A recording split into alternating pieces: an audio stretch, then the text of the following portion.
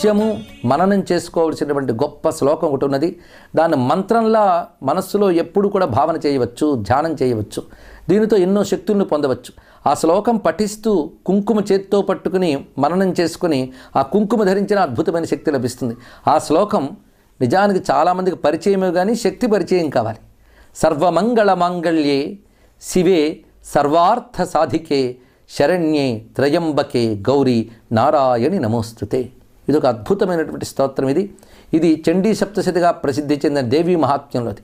అందులో ప్రతి శ్లోకము అద్భుతమైన మంత్రరాశే, కానీ ఆ శ్లోకాలన్నింటిలోని ఒక మణిరత్నంలా ప్రకాశిస్తున్నటువంటిది ఈ దివ్యమైన శ్లోకం. దీనిలో భావం ఏంటంటే సర్వమంగళ మాంగళ్యే, మంగళము కలిగించే వాటిలో ఆ మంగళకర శక్తిగా నువ్వు ఉన్నావమ్మా అన్నారు ఇక్కడ.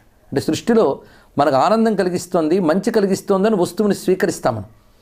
అంటే దానిలో ఆనందము మేలు కలిగించే